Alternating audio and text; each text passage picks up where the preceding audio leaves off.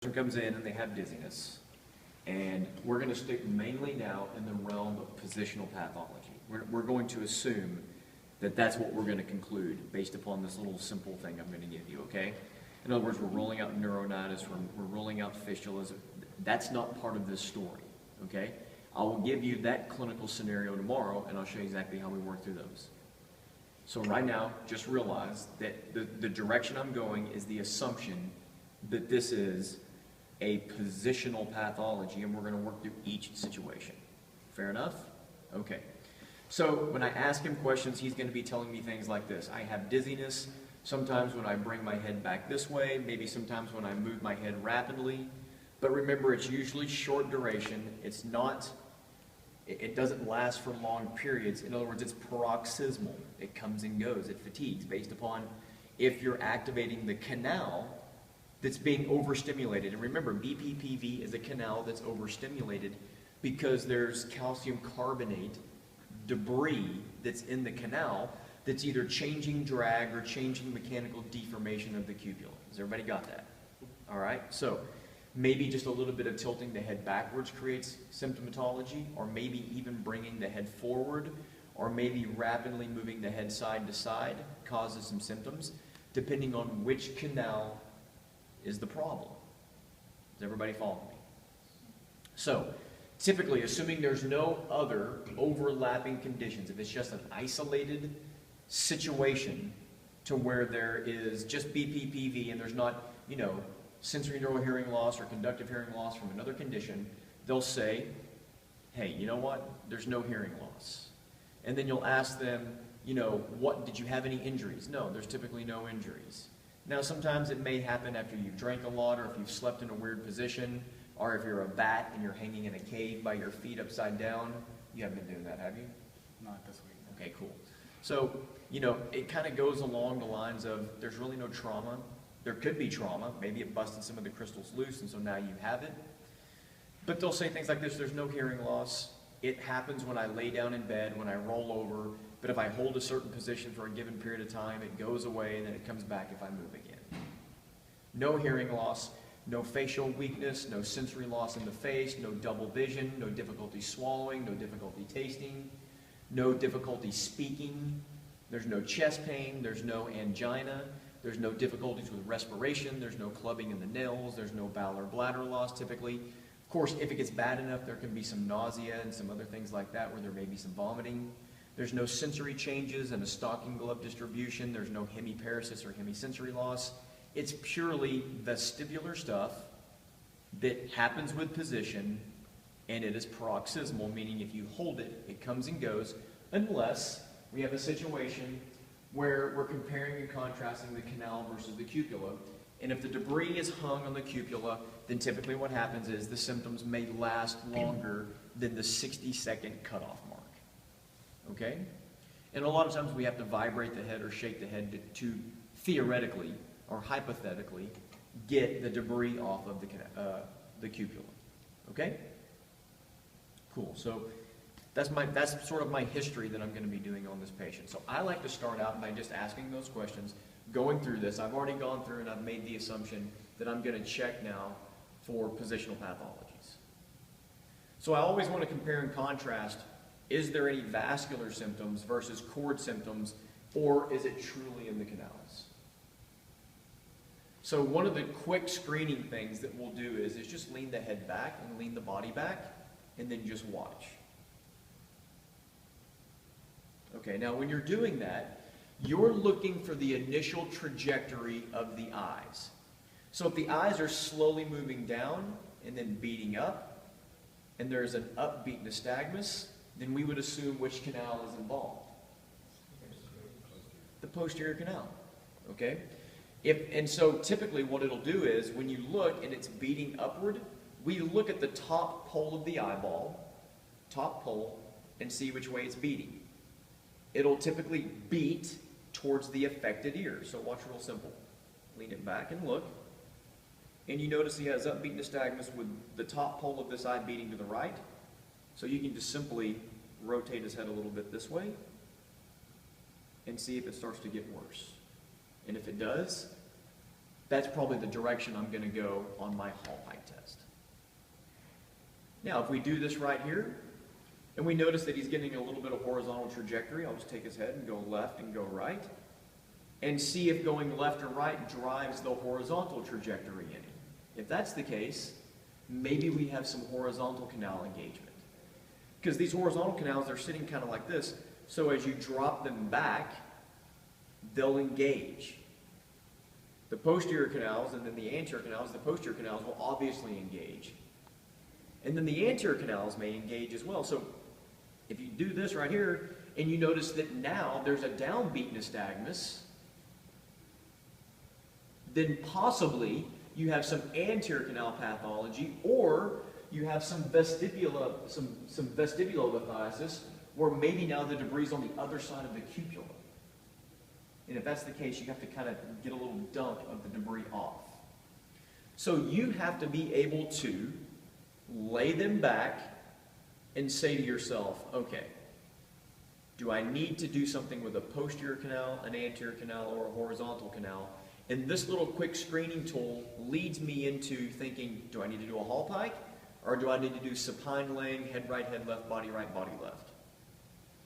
And if you do this right here and it starts creating symptoms, and I'm like, wow, this doesn't look much like BPPV, I think it's maybe vascular, keep the head extended, bring them forward, and see if their symptoms continue, and then have them talk and make sure they're not getting dysarthric, dysphasic, and then they're not losing consciousness or something like that. Now, if that's the case, you need to screen vertebral arteries with the appropriate diagnostic tests, and sometimes even carotid arteries, because even sometimes certain positions can create a little bit of stretching and occlusion of the carotid system. So if you think it's vertebral artery, just screen all the arteries in the neck, carotid and vertebral systems, okay? If you do this right here and it's creating symptomatology, you come forward and it's creating symptomatology, and you come like this, and this creates symptomatology. Watch what I'm doing here. It's not just bringing the head down, it's getting behind them, putting your hand on the forehead, and now scooping in like this. That will really take the spine and the cord and make it go like that. That is a true chin to chest. Laying down, we call it Soto Hall. If it's positive, we call it a Lermitz sign. You don't call it a Lermitz test, it's just a chin to chest test. When it's positive, that's what we call it. Just like Babinski, you only use that term if it's truly, an upgoing toe, then it's called a Babinski, okay? This is just the initial screening test, okay? So it gives me an idea real quick to kind of maybe know what to lean into. Do I think it's posterior canals? Do I think it's anterior canals? Do I think it's horizontal canals? Do I have some suspicion of some vasculature? Do I have some suspicion of cervical myelopathy or cervical instability? If I think it's cervical instability, like a true subluxation where there's migration of segments by more than 3 to 5 millimeters, then you need to say, okay, I need x-rays, but I need flexion, extension, and lateral bending views, not just static views, because with dynamic movement views, you're going to be able to see migration. And there can be enough migration where you can get cord involvement. So when you get cord involvement and you get compression or myelopathy, you can get moments of ischemia to the cord. The spinocerebellar pathways can be affected. That can alter all kinds of things where you just develop symptoms. While I'm here, it's best to have my stethoscope around my neck, and I just listen while I do some of these and make sure that I don't get arrhythmias and make sure they don't start developing chest symptomatology, or maybe they have chest symptomatology or cardiac symptomatology that is mimicking a vestibulopathy, and you want to know that. Know to go over the aortic system, pulmonic system, herbs, go all the way down to your common point, and then make sure that you don't have any cardiomegaly by looking at, your apical pulse and seeing how far out it is. All right? So those are the things. And then respirations, if they have labored breathing, if they have skin discoloration or clubbing of the nails, make sure that you don't have any respiratory compromise. Look at your pulse ox. If your pulse ox is getting down below 92 in the 80s, then you may truly have some respiratory issues, especially if it correlates with your physical exam. All right? That's just a quick screen before you do anything with the patient, laying them down, sitting them up, or anything like that. Real quick, remember, The posterior canals drive the eyes down. The anterior canals drive the eyes up. The horizontal canals drive the eyes side to side. All right? So, the right posterior canals drive the eyes down and to the left. The right anterior canal drives the eyes up and right. And the right horizontal canal drives the eyes over to the left. So if I have debris in the right posterior canal, which way do the eyes naturally want to go? Down and to the left. So, down and to the left is which muscle on this side? Superior oblique, and all superior muscles are intorters. And the what over here? Inferior rectus, and all inferior muscles are extorters. So as you go back, if the right posterior canal is overengaged compared to the left, the eyes will drift down. This eye, since it's a superior muscle, will internally rotate, and then when it rebounds back up, we always grade the nystagmus, the torsional part, by the top pole of the eye. So watch. Which way is the top pole of the eye beating? It's extorsionally beating, or it's beating geotropically, meaning if I engage the right posterior canal, this is closest to the ground, so the top pole beats towards the earth, geotropically. So, you need to do this with fixation suppression. That means if you have Frenzel lenses, it's good. If you have a V and G system where it blacks out and you can watch the screen, it's even better. The less light, the less ability to fixate on anything, the better you're going to see the verticality of it. If you don't use that, you may only see the torsional component, because the torsional component doesn't fixate suppress as easily as the vertical component, right? If your eyes are moving vertically and you have, like, you know, the fovea, or you have like slip, where you lose fixation, the second it comes off a little bit, the brain's going to want to drive it back down. But you can have torsion and not defovealize. Cool? Simple screening. You can do it really quick. Ask them some quick questions, lean their head back, lean them forward, set them up, bring this down, listen around, ask a couple of questions, and away we go. It should take you less than 1 minute. All right? So, you go through this and you're like, you know what, based upon that, I really, really think that we have some sort of benign paroxysmal condition. Let's give a little bit more detail. So what I want you to do is just turn, straddle the table, face this way, please. Okay. So now what we're going to do is we're just going to take them back to a supine position first. Now, you need to get where you're most comfortable at observing the eyes. You know, the technique says, you know, you come in like this, and you hold them like that. I mean, look, just make sure that you can let them down and support them, which means you have their neck in the base of their skull, and you can lay them down in a way that's not going to hurt them. This is different for different people. Some people are very old, they have excessive kyphoses, they're not very mobile. You need to warn them. Have trash buckets on both sides of the table for vomiting. So that's just precursor. Have some napkins, paper towels. If they start drooling or if they throw up, you can wipe their face off. So those are just things you want to have nearby, okay? Warn them. I'm going to lay you down quick, and I'm going to make some observations. I need you to keep your eyes open and blink as little as you can. The other things I will warn them about, I will say this: you're not going to fly off the planet. Whatever you do, stay still. I've got you. Just relax. People who have this really bad, they feel like they're coming off the planet.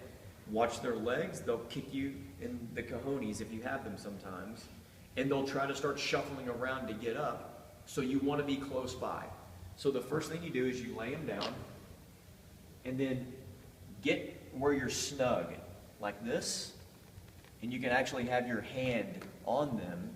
So if they try to start moving around, you can just secure them down. I've found that this works the best, just kind of securing them like this.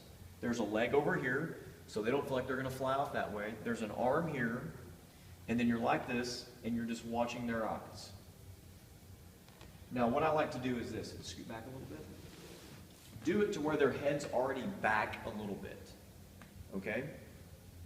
Now, you start looking at this, and you realize there's a little bit of nystagmus, and it looks like it's vertical, and it looks like it's upbeat. And it looks like the top pole of the eye is beating the direction that would make it geotropically favorable to this side. So what I'll do now is I'll just go into a right hallpipe position. Is this making it better or is this making it worse? And then you look at it, and now it gets significantly worse. Okay? And then you just simply do this. Come over here, and it may reduce the symptoms down slightly. Now, if I do that, and I've confirmed it's a posterior canal, then I'm going to go ahead and sit him up and see if it reverses directions, which is really going to confirm my diagnosis of the posterior canal. So I'm going to say, okay, grab a hold of me right here. Okay, 1, 2, 3, come up, stop. And then I'm going to watch his eyes, and they'll go, and a lot of times they'll just reverse directions. And if they do that, you have really, beyond a shadow of a doubt, diagnosed that canal. Now, here's the kicker. 5 out of 10 times, it's not going to be that clear. There may be only 1 or 2 beats of nystagmus, maybe just a little bit of torsion. When you come back up, there's not enough of it to cause reversal. So it's not as clear-cut as you think it is sometimes. Okay? Now, let's continue through another scenario. So we're just going through the diagnostic scenarios first, then I'm going to go through the treatment scenarios of each one. You lay him down, and you're like, oh man, this has what looks like a horizontal trajectory to it. Okay? And so, you know, the eyes are beating in this direction right here. And so what happens is maybe you think this right canal is overfiring. It's a geotropic or an ageotropic presentation. You turn them this way, and the horizontal stuff gets even worse. Now, when you turn them this way and you think it's horizontal, go ahead and keep the head flat. And now I start coming from behind and I start watching. And one of the things I'll do is I'll put my hand on their forehead, my thenar on one eyebrow, and my finger on the other, and simply come like this. And pull their eye, because they're going to want to start blinking a lot. And then I'll just watch, and I'm like, okay, this direction makes it better or worse. And then a lot of times I'll just flip them to the other side and see if it makes them better or worse. And I'm just trying to isolate which canal I think it is. Okay? So with each of these, you're isolating right, left canal, posterior, horizontal, or anterior canals. And remember, with an anterior canal, it looks just like the posterior canal, but the nystagmus is typically in reverse. And then when you tip their head off, I'll show you this in just a second, another scenario, their nystagmus gets significantly worse when you tip them forward and lay them at the other end of the table. I'll show you in a minute. Okay. So let's say that you do this right here, and it starts making their nystagmus significantly worse. It's in the horizontal plane. I'm just going to simply do this. Okay, I'm going to hold your head still. I want you to turn onto your side. Now, you may have to have somebody else help you with this, so put your legs up on the table. If it's an old person, they may need help. So you're going to lay on your right side. Keep their head right here. And you're just going to see if their nystagmus continues. If it continues, the only thing engaged right now is the horizontal canal on that side. Whereas before, you had cervical mechanics and the canal. Go back to your back. Right here, the neck is rotated, there's vascular compromise, and there's canal being activated. So I am not exactly 100% sure if it's not vascular, cervicogenic, or vestibulogenic. So if you do this and you're seeing it beating, go, okay, just turn to your side. Still there. Now you got to do it kind of quick, because what will happen is this is paroxysmal. So as soon as it settles, what happens to the nystagmus? It goes away. So do it, watch it, and say, and then turn it and watch it, because if you wait too long, you're going to get a false negative. You're going to be like, oh, it went away. Crap, it must be cervicogenic. Whenever all the debris. Okay, so listen. So back to where we were, part 2 of the video here. We're now going to go into the treatment procedure. So we've already determined the canal. We've already determined if it's cupulo or canal lysthiasis or vestibular lysthiasis based upon the degree of fatigue. So the things that you need to be able to do is, again, be patient, be precise, and then have a vibrating device that you can use over the mastoids. Because if it's cupulo lysthiasis, to get the debris off, it's going to do better with vibration. And, you know, a lot of people try to shake the head stuff, but if you have a percussor or any just kind of, you know, small vibrating device, you can put it over the mastoid, and it theoretically, or again, hypothetically, has the possibility of vibrating the debris off of the cupula so that it will now float through the canal and reposition, and the time of nystagmus will now start to drop down. If the nystagmus is persistent, you need to kind of keep trying that until you get it to come off, okay? So let's say we've gone through our whole protocol and we're like, okay, it's right posterior canal seems to be the guy that's a problem, and we determined that by looking at the verticality and the torsionality of the nystagmus, right? And subjectively, they'll tell you this position feels worse than that position. And I will also say this, sometimes you'll lay the person down in a certain position and they subjectively feel terrible, but you don't see much nystagmus. I still do a repositioning maneuver on those people, and a lot of times they get better. A lot of times, the people with higher brain function and with better fixation capacity, they won't have much nystagmus at all, but they'll subjectively experience symptoms in that position. All right? So, let's do for the right posterior canal. So for the right posterior canal, we come down to position 1. So it's this. The head, the chin is above the forehead. You guys understand that? Assuming their anatomy is correct. You know, if they have acromegaly, they have a big forehead, that might be harder. But what we're doing here is we're just making sure that the head is tilted back so that the posterior canal is completely engaged. And then if this is midline, and this is 90, we're going to cut it in half at about a 45-degree angle. And we're going to sit here and we're going to watch. And you're going to say this to the person. The nystagmus, the dizziness is going to start to subside. I'm going to tell you whenever it's getting better. Let's see if this works. And you'll watch their nystagmus and you're going to be like, you're dizzy right now, right? And they're like, yes. Just keep talking to them, okay?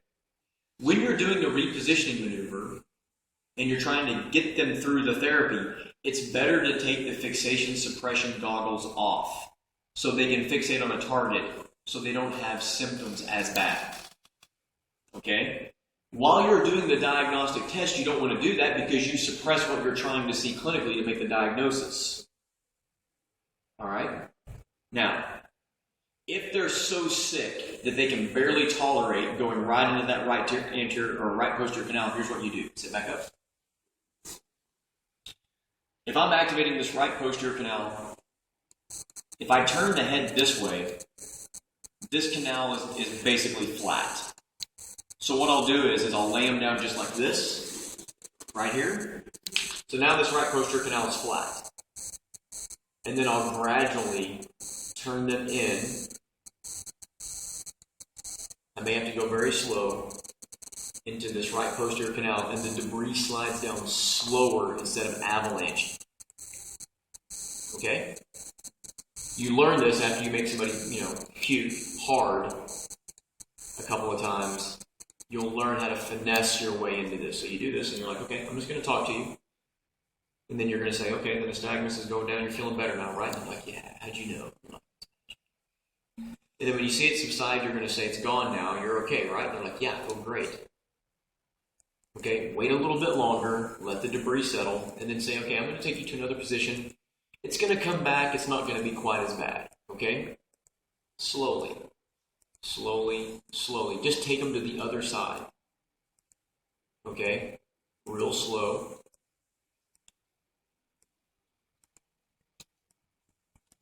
Now they're at this 45 again. And so, if you don't get the forehead back enough, hold your head there. Then what's going to happen is, here's the posterior canal. You're trying to get this debris over the top to dump in. If you just take them back to here, it'll stay here, and then when you come back up, it'll float back down. So the head being back far enough means that you're getting the debris over the top of the canal and back into the vestibule. So the biggest key is getting the head back enough to where when you roll it around and then look down, it loop-de-looped over the top. Okay? Cool. So now we're right here. And again, the symptoms will come back, but they'll come back quick and they'll go away quick. Alright? So now we're really going to get that stuff over the top. We're going to take them into position 3. So you're going to lay on your left side. You're going to take their head down and tuck it like this. Now, They're going to have a big rush of nystagmus and dizziness for a short period of time. So just get behind them like this and just hold them. Remember, the more pressure you're putting on them and the more steady they are, the better they're going to feel. Now watch your elbow. Don't be, fondling them with your elbow. But I'm just saying, keep them nice and steady. And then just tell them, hey, look, man, just relax. I got you. Now, if they're going to throw up, there's a bucket here. This is why you put the buckets by the side of the table. Now let's rewind for a second. Okay, lay back on your back. Now, if you go into position 1 and they feel like they're going to throw up, do not roll them over to this side. You can take some of the debris that's going into the posterior canal and eject it into the horizontal canal system. Just don't do that. If you think they're going to throw up, do this. Lay on your side and just take them here and let them throw up in position 3. That way, at least you're following the Epley maneuver protocol to get it out. Okay? So anyway, we're back here at position 3. Go ahead and get all the way over. So you're doing this, and again, what I like to do is this. I will pull the eye open, and I'm looking just at the side of the eyeball, and I can look at a vessel to see if there's any torsion, and then I can see I can see the iris, and I can see the nystagmus from here. All right? Once it subsides, everything's cool. You're going to say, okay, we're going to sit up. 1, 2. Keep your head down, and just wait a second. And then you're going to hold them here for a minute, and then they can slowly bring their head up and have a fixation target on the wall and just have them fixate. Okay? Now, for the next couple of days, you want them to sleep sitting up. I don't put people in a cervical collar. Some people do, like those soft, whiplash collars. But I want the debris to settle, and I want the debris to be reabsorbed, and I want the debris to be broken down. I just don't want them laying down in a position where there's any possibility of debris ejecting back into the posterior canal. That's why you want them to sleep sitting up. Okay? That was for canal. Listhesis, that's the canal for the posterior right side. The left is the same thing. You just start the other direction. Okay? Deal? Perfect. Okay. So, does anybody have any questions about that? Is that cool? All right. Very good. Now, exercises for that. Once they get stable, we can do some Brandt and Daroff, Samant exercises. We just need to do stuff that is going to now fire these posterior canals. Because remember, if they've been firing aberrantly for a given period of time, now the neural integrator and a lot of the midline central structures have plastically changed to sort of compensate for that canal. None of these canals are at perfect angles. They all fire in, and your brain says, okay, that's exactly what that posterior canal does. So it uses the cerebellum to develop a calibration mechanism of where this side functions and this side functions together, and despite the angle, they do their job. A lot of times with cerebellar damage, or if the brain starts to get changes to where it makes the head rotate, now the anterior canal is initiated when the posterior canal is supposed to be, and vice versa. And so you get these things mixed up, and it can create some cervical mechanical bias and some cervical musculature bias. But anyway, nonetheless, if you just reposition a canal that's been screwed up and firing excessively for a given period of time, now whenever you activate it, the brain's going to say, hey, wait a minute, that's not what that canal's been doing for the past 5 years. What the heck? So now you have to activate that canal at a rate that lets the brain understand its new firing pattern. So the traditional exercise is to just basically turn the head and then lay down on your side and look up towards the ceiling, come back, turn your head and do the same thing. And what you're doing is, those are just activating posterior canals. But what we really like to do is this: fixate on a target and then just work through these things in the office the first couple of times. So I'll watch the eyes and I'll do this. I want them to be able to fixate on a target. I don't want them to lose fixation capacity. So look, So you get in front of them, and you're watching, and just see how they can do it. And then you get a little bit further, and then you move the target a little further away, and you go a little bit further, and you do it on the side where the pathology was. And then a lot of times I'll do the other canals that are opposing. So what opposes the right posterior canal? Left anterior. So sometimes we'll do the left anterior. And I'll just run through these canals and just make sure that they can keep their eyes on a fixation point symmetrically. So I'll start working around every direction, and I want them all to perfectly be symmetric. And once you can do that, you've taken the BPPV and you've corrected it, and now all the gains are at 1 in every direction, and you're set. So here, they can do good there. Here, they can do good. Here, they can do good. And everything is symmetric. Now, the new micromedical equipment, actually, some of y'all that were at TBI, you saw that. It has a device that can actually look at that. It's pretty cool.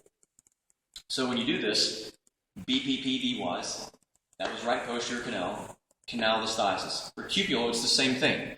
But all you do is you just vibrate in all the positions, especially position 1, because you want that stuff to break loose. So you may have to stay in position 1 for a significant period longer. You stay there until you vibrate things loose, and you actually start to see the nystagmus now degrade. So it's going to take you longer than a minute for sure. Sometimes it may take you way up. All right?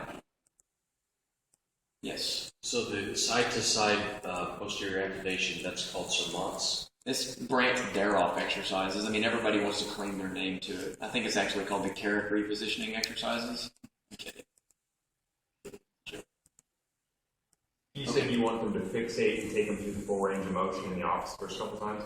Would you not do that soon after?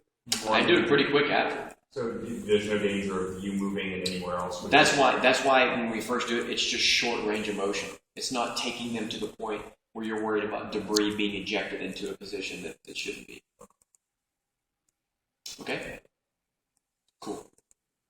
Horizontal canal. It's so simple. It's called a barbecue roll. So we had a Nepley maneuver. Now we have what's called a barbecue roll.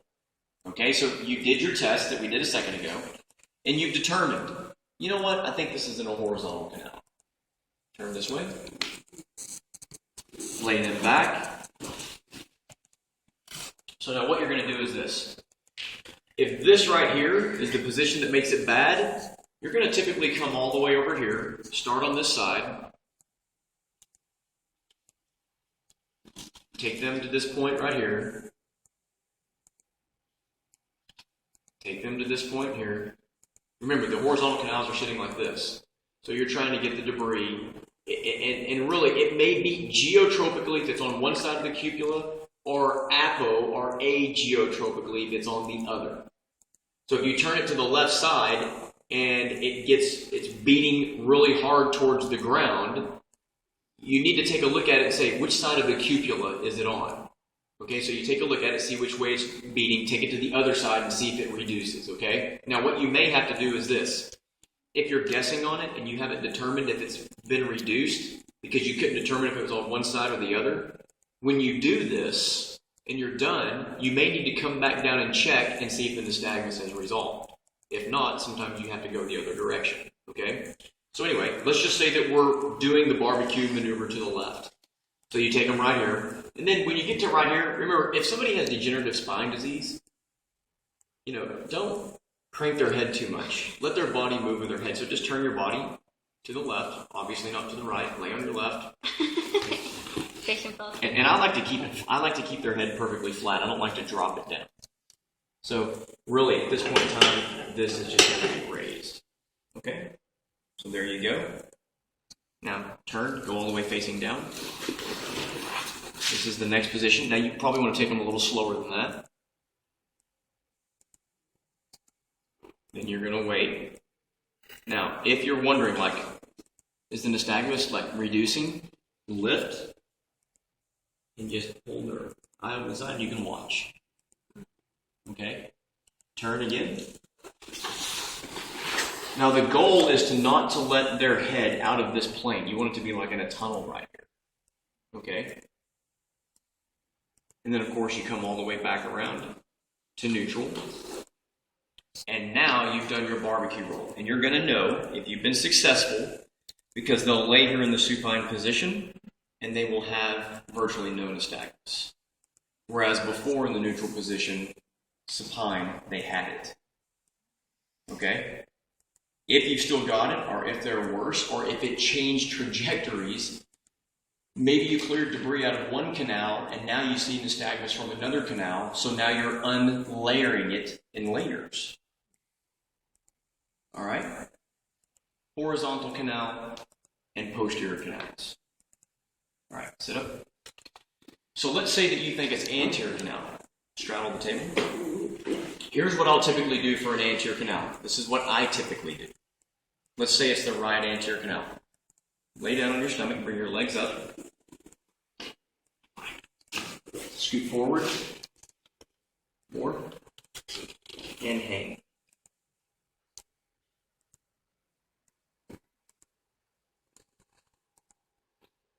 Okay. So we're right here, and we're just sort of letting it hang.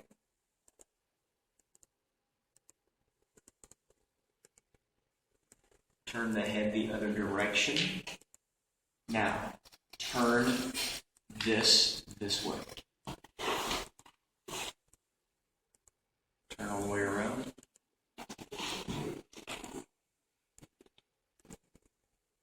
And then set up. Chin down.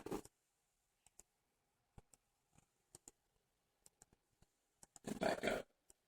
Okay? Turn and face this way. Exercises for that are real simple. It's just anterior canal.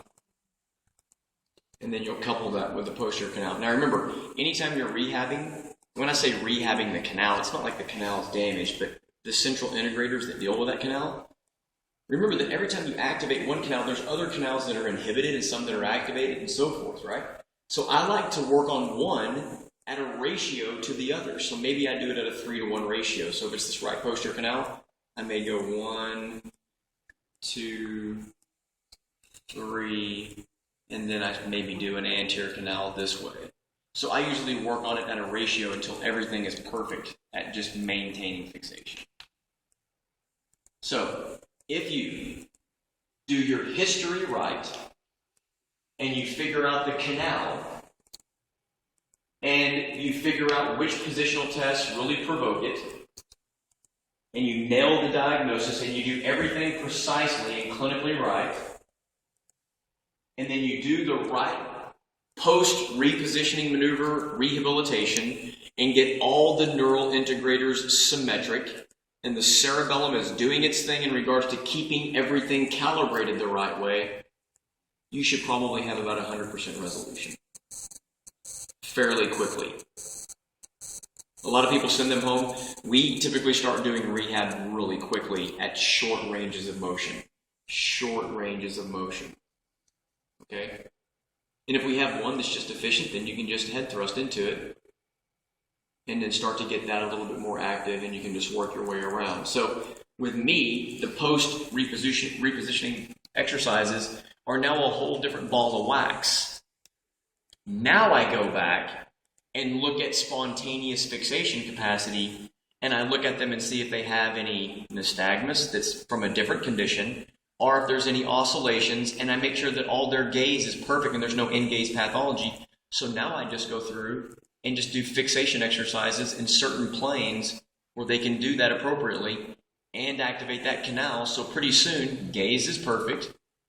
Spontaneous nystagmus is completely absent. There's no upward or downward or left or right drift. There's no skew. There's no tropia. And I can actually activate that canal and the gain is 1 and they're all symmetric. When you do that, all your symptoms will be resolved.